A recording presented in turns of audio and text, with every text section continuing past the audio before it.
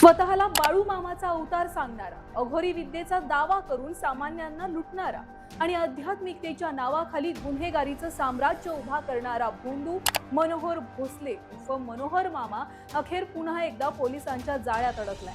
सोलापूर पोलिसांनी त्याला पुण्याच्या मांजरी भागामधून बेड्यात ठेवलं। डीएड नापास झालेला एक सामान्य तरुण जो एकेकाळी सुके बोंबील विकायचा, तो अचानक कोट्यावधींच्या मालमत्तेचा मालक आणि राजकीय नेत्यांच्या गळ्यातील साईत कसा बनला? काय आहे त्याचं फसवणुकीचं जाळं? कसं भोंदू मनोहरने लोकांना लुटलं? सगळ्याची माहिती याच व्हिडिओतून सविस्तर पाहायची आहे।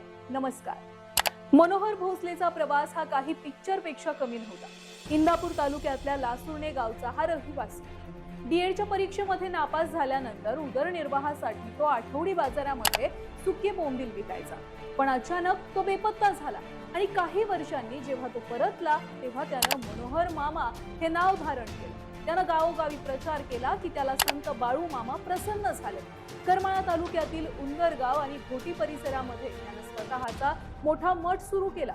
अमावस्या आणि पौर्णिमेला त्याच्याकडे भक्तांची गर्दी होऊ लागली। जो व्यक्ती एकेकाळी साधी नोकरी मिळवू शकला नव्हता त्यानं आध्यात्मिकतेचं ढोंग रचून अल्पावधीत कोट्यवधींची माया जमा केली। घोटी येथे त्याच्या पत्नीच्या नावे तब्बल 27 एकर शेती आणि 2 एकरावर भव्य असा आश्रम आहे। धक्कादायक बाब म्हणजे हे सर्व बांधकाम शेतजमिनीवर अगदी बेकायदेशीरपणे करण्यात आल्याचं समोर आलं। याच मनोहर मामानं खोटं बोलून लोकांना कसं लुबाडलं ते सुद्धा पहा।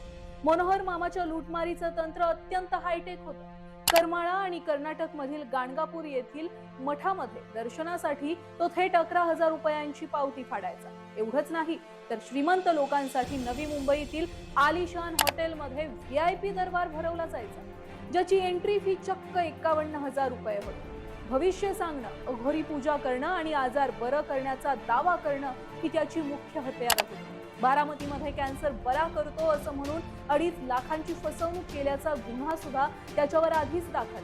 तर दौंडमध्ये मणक्याचा आजार बरा करण्याच्या नावाखाली त्यानं फसवणूक केलेली। गरिबांच्या श्रद्धेचा वापर करून स्वतःचं साम्राज्य उभं करण्याचा त्याचा हा घृणास्पद प्रकार आता अधिक उघडकीस आलाय।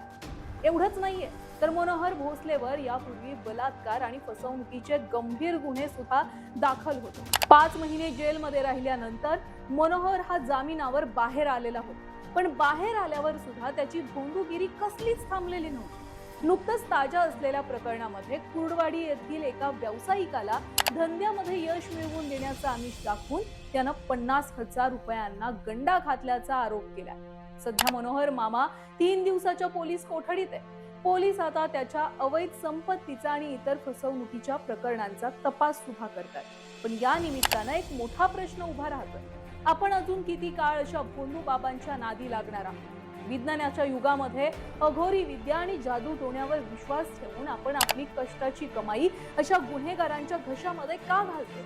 मनोहर मामाचं हे प्रकरण म्हणजे अंधश्रद्धेपोटी होणाऱ्या फसवणुकीचं जिवंत उदाहरण। बरं, याही प्रकरणाला नेहमीप्रमाणे राजकीय वळण हे मिळालंच होतं। मनोहर भोसलेचे राज्यातील बड्या नेत्यांसोबतचे फोटो सध्या सोशल मीडियावर वाऱ्यासारखे पसरले। राज्याचे मुख्यमंत्री देवेंद्र फडणवीस यांच्यासोबत सोफ्यावर बसून चर्चा करतानाचा फोटो असो किंवा केंद्रीय मंत्री नितीन गडकरी त्याला हात जोडतायत हा फोटो असो, अगदी काँग्रेस नेते नाना पटोले यांचा सत्कार करतानाचा फोटो सुद्धा समोर आला। या फोटोंमुळे हा भोंदू बाबा राजकीय वर्तुळामध्ये किती वजन राखून होता हे सुद्धा स्पष्ट होतं। या नेत्यांसोबतचे हे फोटो जुन्या भेटीचे असू शकतात, पण याचाच वापर करून त्यानं सर्वसामान्यांवर आपली छाप पाडली। चूक ना नेत्यांची आहे ना सर्वसामान्यांची, चूक आहे आपल्या भुरसटलेल्या विचार आणि बुद्धीची, ज्यामुळे या असल्या मनोहर मामासारख्या फसव्या, लबाड आणि विकृत माणसांना अधिक बळ मिळत आहे। आता या मनोहर मामासारखे आणखी कितीतरी मामा, भोंदू बाबा हे गल्ली बोळात लपून बसलेले आणि त्यांच्यावर आपण डोळे झाकून विश्वास ठेवतो। आपली बुद्धी आपण त्यांच्या पायाशी गहाण टाकतोय। पण हीच बुद्धी आणि हेच सतसत विवेक बुद्धी जरा जागी करा आणि मनाला प्रश्न विचारा की जादू टोना, अघोरी पूजा असलं काही करून खरोखर आपलं भलं होणार आहे का? ह्या असल्या मनोहर मामांसारख्या भोंदू बाबांचं आपल्यासारख्या लोकांमुळेच फावतं आणि त्याला खतपाणी मिळतं ते राजकीय नेते आणि त्यांच्या सोबतचे असलेले फोटो। या सगळ्या प्रकरणावर तुम्हाला काय वाटतंय? मनोहर मामाला मिळालेली शिक्षा किंवा मनोहर मामाचे आणखी काही कृत्य तुम्हाला माहीत असतील तर कमेंट बॉक्समध्ये नक्की सांगा. मनोहर मामासारखा आणखी कुठला एखादा भोंदू बाबा तुमच्या गल्ली बोळात आहे का, त्याचे काय कारनामे आहेत ते सुद्धा कमेंटमध्ये आम्हाला नक्की सांगा. आम्ही त्यावर नक्की स्टोरी करू. तुम्हाला व्हिडिओ आवडला असेल तर जास्तीत जास्त लोकांपर्यंत शेअर करा आणि अर्थात चॅनलला सबस्क्राईब करा.